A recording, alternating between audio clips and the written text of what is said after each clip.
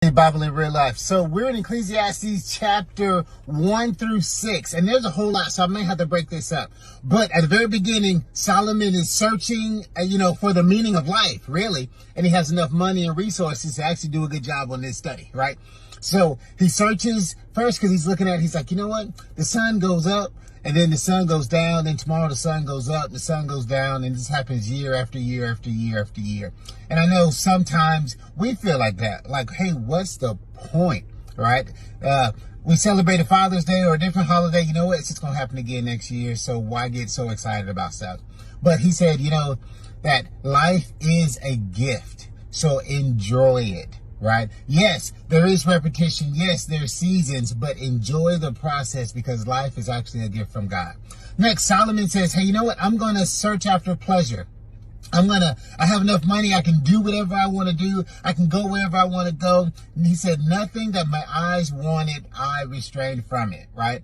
And he says, even after doing all that, he said it's empty. He said it's vanity. At the end of the day, he was still left empty because even though you can have everything you want, it only sustains you for so long and the time is fleeting. Wow, valuable lessons from Solomon as he does his search for meaning of life. And we're going to continue in part 2. All right, bye-bye, everybody.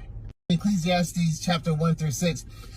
Solomon says, you know what? I searched after wisdom and I searched after folly, right? So he said, I'm gonna live it up. I'm gonna drink. I'm gonna have fun. I'm gonna laugh and goof off and do crazy stuff. And he said, you know what, that was okay. But at the end of the day, I was empty and I felt like an idiot.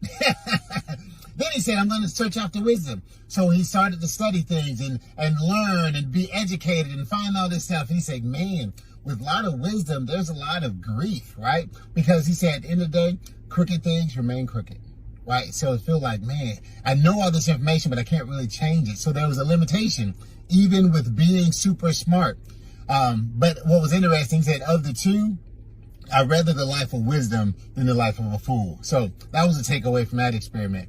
Then he said, you know what? I'm going to study toil. I'm going to hustle. I'm going to grind. And he said, in doing that, he was able to accumulate some great things and enjoy great things. But at the end of the day, he said, you know what?